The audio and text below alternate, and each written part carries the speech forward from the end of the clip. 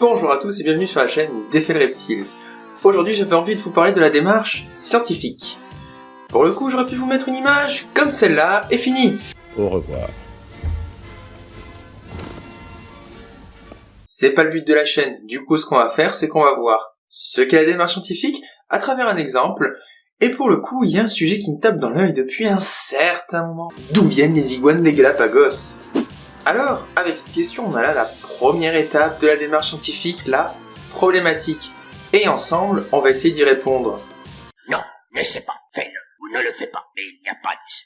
Oui bon, t'es bien gentil Maître Yoda, mais la science, c'est pas aussi simple que la force. Passons à la deuxième étape, la bibliographie.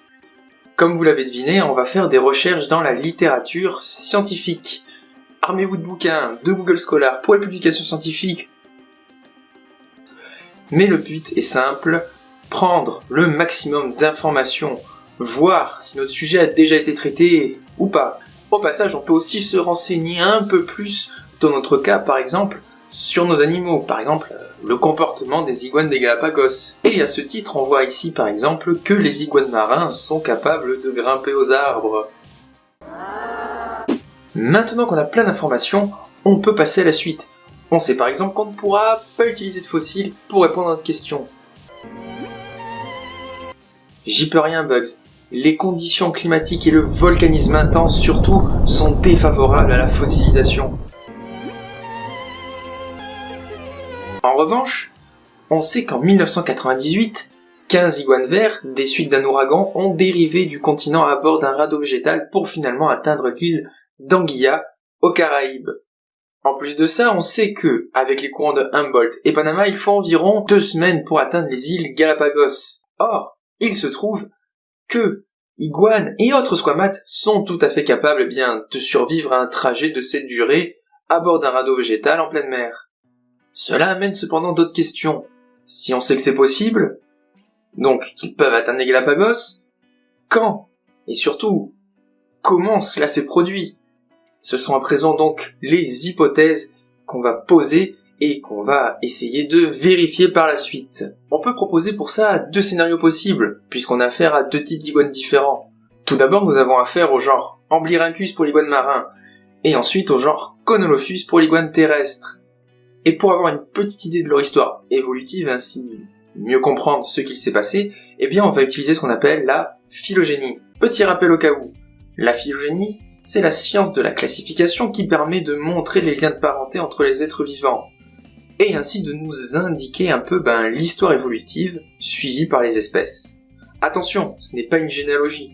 On ne cherche pas à savoir qui descend de qui, mais on montre qui est le plus proche de qui. Ainsi, dans cet exemple, on voit par exemple que le chien a pour plus proche parent le crocodile. Ils ont donc une ancestralité commune qui leur est exclusive. Par conséquent, ils forment ce que l'on appelle un clade. Pour la sardine, on voit qu'elle est plus proche du clade crocodile-chien que du grand requin blanc. Et ainsi de suite, c'est le même raisonnement dans cet exemple, et je pense que ça sera suffisant pour cette vidéo. Retour au problème. À présent, on sait qu'on peut donc utiliser la phylogénie. Pour ça, par rapport aux recherches bibliographiques qu'on a fait précédemment, j'ai sélectionné 2 genres d'iguanes actuels parmi les plus proches de ceux des Galapagos. On va donc réaliser une petite phylogénie avec l'iguane vert, Iguana iguana, nos iguanes des Galapagos, et enfin Cténosaure, Cténosauria, similis. Voici donc les prédictions que l'on peut faire.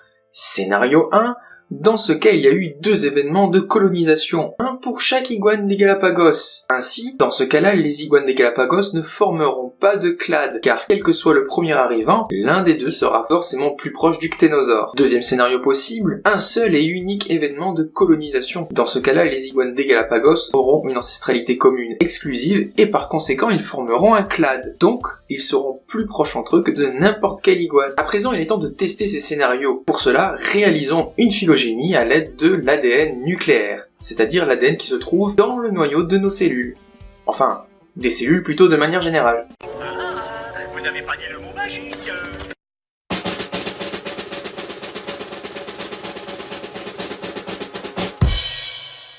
C'est donc le deuxième scénario qui est validé.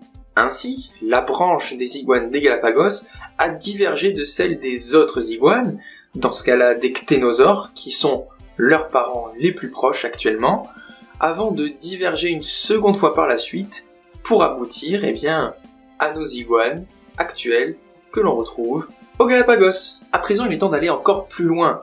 En effet, on peut dater ces temps de divergence. Pour cela, on va utiliser ce qu'on appelle le taux de mutation.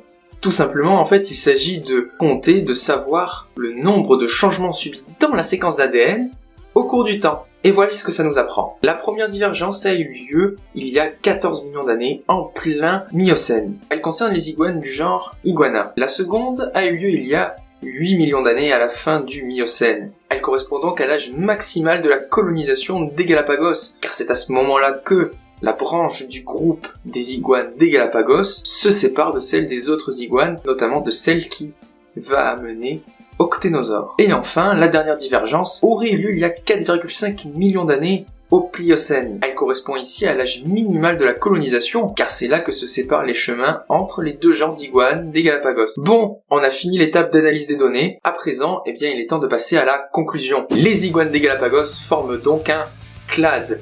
Ils ont donc une ancestralité commune, exclusive, et ils sont par conséquent plus proches entre eux que de n'importe quel autre iguane. Leurs parents actuels les plus proches sont les cténosaures, et on a pu dater la colonisation des Galapagos. Celle-ci a été faite une seule fois par les ancêtres des iguanes des Galapagos, entre 8 et 4,5 millions d'années. Et bien voilà, cette petite vidéo est à présent terminée, j'espère que cette vidéo t'a plu. Si c'est le cas, je t'invite à laisser un petit commentaire, laisser un pouce bleu, tu connais la musique. Tu peux activer la cloche si tu es abonné afin de ne pas louper les prochaines sorties. Et sur ce, moi je vous dis à très bientôt. Allez, à plus les petits écailleux.